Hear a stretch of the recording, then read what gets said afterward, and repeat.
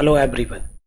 In this video, I will explain to derive the expression of the electric field due to uniformly charged thin shell. So ये question जब भी CBSE में पूछा गया है इसको दो तरीके से उनने पूछा है. कभी कभी they will provide the total charge given to the spherical cell and sometimes they can provide the surface charge density of the spherical cell. So इधर मैं इस वीडियो में आपको दोनों एप्लीकेशन को वन बाय वन एक्सप्लेन करूंगा. In first case,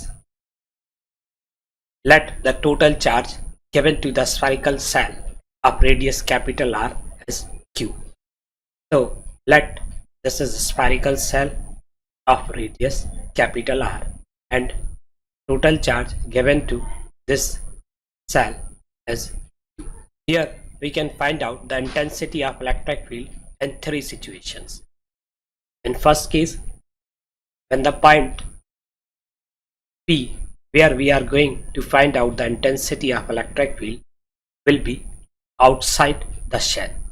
So let this is point P. It is at distance small r from the center of the spherical cell. So this is first case. It means in this case r greater than capital. So this is the application of Gauss theorem. मैंने पहले भी बताया था कि Gauss theorem कभी भी अगर आपको अप्लाई करना है तो उसके स्टेप्स बहुत ही सिमिलर है. जिस पॉइंट पे इलेक्ट्रिक फील्ड निकालना है उसके अराउंड पहले एक स्मॉल सरफेस आप कंसीडर करते हो ds, that this is small surface ds. उससे रिलेटेड जो इलेक्ट्रिक फ्लक्स होगा उसको लिखोगे. तो electric flux linked with this small surface ds denoted by d phi e, it is E dot ds, where E will be the electric field at point P and ds area vector. Now we will draw a Gaussian surface.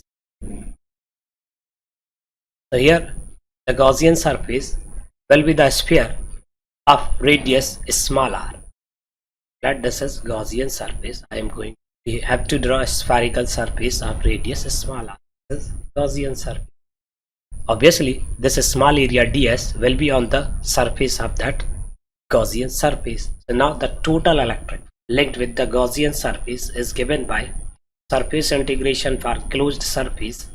Here that will be a spherical surface of radius small r. That will be total electric. Now as E will be constant for all the points of the Gaussian surface, so we will write E outside the integration and ds. One more thing here, when the surface will be regular then area vector ds as well as electric field will be parallel to each other. So the dot product will be converted in the simple product, because E dot ds written as E ds cos theta, the value of theta will be 0, so it will be only E into ds. Now in next step we will substitute the surface area of the Gaussian surface. Here the surface area of the Gaussian surface will be 4 by r square. Let this is equation 1. Now in next step we will use Gauss theorem. From the Gauss theorem we know that total electric flux will be Q divided by epsilon naught. This is equation 2. Now from 1 and 2 we can write down the intensity of electric field at point P. So it will be, as we solve equation 1 and 2 combinedly, we get 1 divided by 4 by epsilon naught Q divided by r square. So that will be the expression for the electric field outside the spherical shell. That this is equation 3. Now next case. If point P will be on the surface of the spherical cell, in this case small r is equals to capital R. Just substitute capital R in place of this small r, equation 3. So we get E is equals to 1 divided by 4 pi epsilon naught q divided by capital R square. That will be expression on the surface of electric field of the spherical cell. Now case 3. When the point within the spherical cell, it means small r is less than capital R. So in this situation, this is the point. We consider a small surface around this point and we will draw a Gaussian surface. Similar steps are there. Electric flux linked with this Gaussian surface will be phi e is equals to E ds is equals to E multiplied by 4 pi r square. That this is equation 5. Now we will use Gauss theorem. From the Gauss theorem, phi e is equals to q dash divided epsilon naught. Here q dash is the charge enclosed within the Gaussian surface. In this case, there is no charge. So we will substitute in place of q dash 0. This is 0 divided by epsilon naught means 0. So now that this equation 6 is very simple. From equation 5 and 6, intensity of electric field within the spherical cell is equal to 0. Means there is no electric field within the spherical cell. So these are the cases.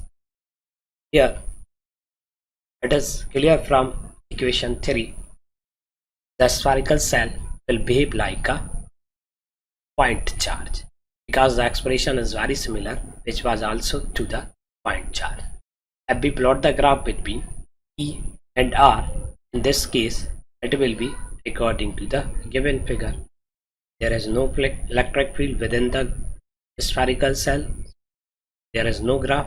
Then after surface of the spherical cell, electric field decreases or inversely proportional to the square. Since this is the graph, the electric field will be maximum on the surface and that will be radius of the.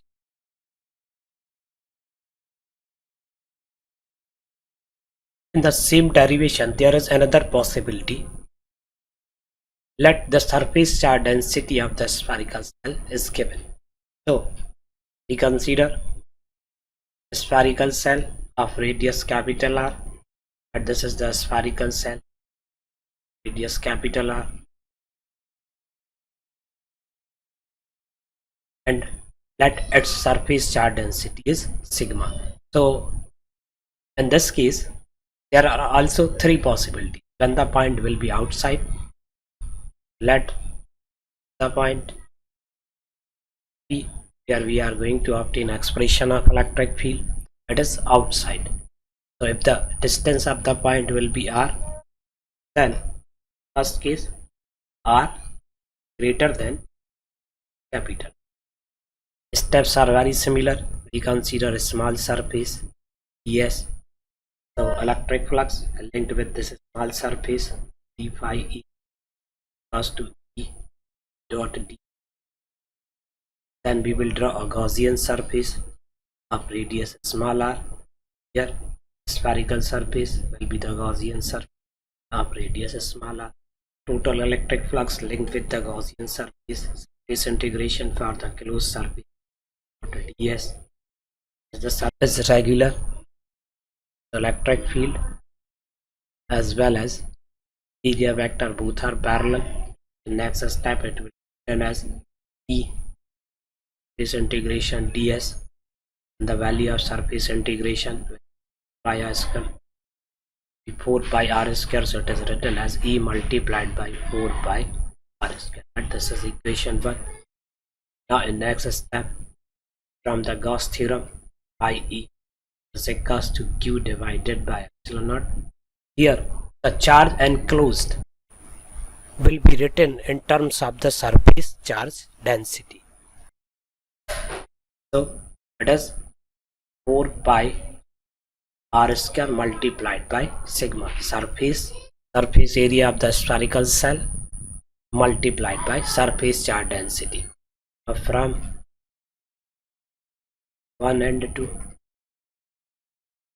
we get E multiplied by 4 pi r square is equals to 4 pi capital R square sigma divided by epsilon naught. As we simplify, we get E is equals to sigma divided by epsilon naught capital R square divided by small r square. So that will be equation of the electric field outside the spherical cell. That this is equation 3.